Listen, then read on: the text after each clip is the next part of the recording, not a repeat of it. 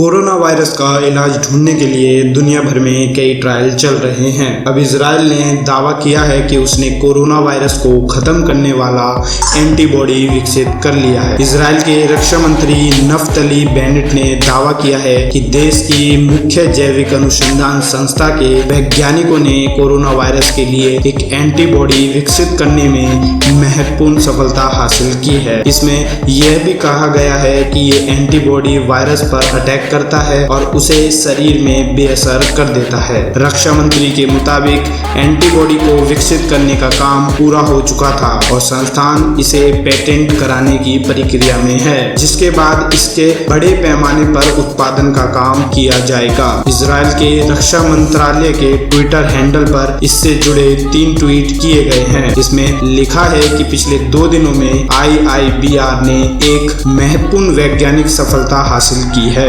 संस्थान ने एक ऐसा एंटीबॉडी बनाया है जो कोरोना वायरस को बेअसर कर देगा और ये वैक्सीन नई और शुद्ध होगी। इसमें हानिकारक प्रोटीन की मात्रा बहुत ही कम होगी। जानलेवा तरह के कोरोना वायरस पर इस एंटीबॉडी का खास तौर पर परीक्षण किया गया है। अगर दुनिया भर के विस्तृत वैज्ञानिक पब्लिकेशन को देखा जाए तो ऐसा लगता है कि IIBR पहला ऐसा संस्थान होगा जिसने उपरोक्त तीनों मापदंडों को एक साथ पूरा करने में वैज्ञानिक सफलता हासिल की है। इजराइल के रक्षा मंत्री बेनेट ने IIBR की लैब का दौरा किया और कोरोना वायरस के लिए एक वैक्सीन तैयार करने का आदेश दिया। रक्षा मंत्री को लैब में वो एंटीबॉडी दिखाई गई जो वायरस पर मोनोक्लोनल तरीके से हमला करती है और बीमार व्यक्ति के शरीर में वायरस को बेअसर कर देती है। बयान के मुताबिक एंटीबॉडी को विकसित करने का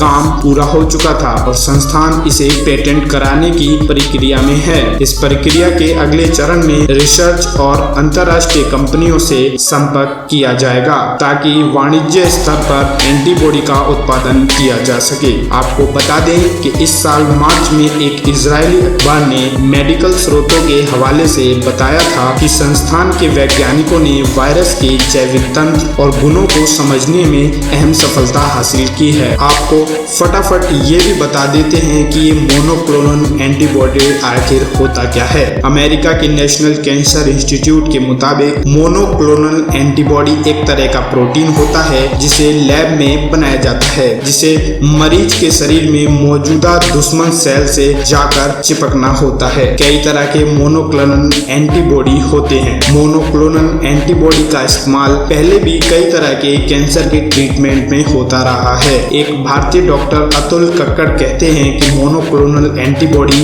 कोई नई चीज नहीं है। पहले भी इसका इस्तेमाल कैंसर, गठिया और अन्य कई तरह के इन्फेक्शन में होता रहा है। डॉक्टर अतुल के मुताबिक हमारा शरीर इन्फेक्शन से बचने के लिए कई स्तर पर काम करता है। शरीर को खुद इम्यूनोग्लोबिन एंटीबॉडी बनाता है जो प्लाज्मा सेल से बनते हैं। मोनोक्लोनल एंटीबॉडी ठीक इम्यूनोग्लोबिन एंटीबॉडी जैसी होती है, इसलिए इसके नाम में क्लोन है। ये मोनोक्लोनल एंटीबॉडी संक्रमित सेल पर जाकर चिपक जाती है और उसे न्यूट्रल यानी बेअसर कर देती है। ये एंटीबॉडी पहले जानवर में इंजेक्ट किया जाता है क्योंकि जानवर को लैब में ले जाने के बाद उसके लीवर के बिल्कुल पास तिल्ली नामक एक अंग होता है। जानवर के इस अंग में एंटीबॉडी बनता है। इसके बाद एक हाइब्रिड बनता है। हाइब्रिड मतलब मिश्रण। इससे ही वह एंटीबॉडी बनता है जिसे निकाल कर इंसानों को दिया जा सकता है। अब इजराइल की बातों में कितना दम है ये तो परीक्षण की जानकारी आने के बाद ही पता चलेगा। दोस्तों,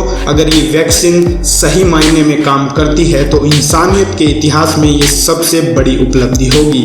ना जाने कितने लोगों को फिर से ये हरी भरी धरती देखने का मौका मिलेगा इस वैक्सीन की मदद से। चीन को ये बात समझनी चाहिए बिल्कुल अच्छी तरीके से कि form is temporary but class is permanent. Like की इतनी जरूरत नहीं जितनी इस वीडियो को दूसरों तक फैलाने की।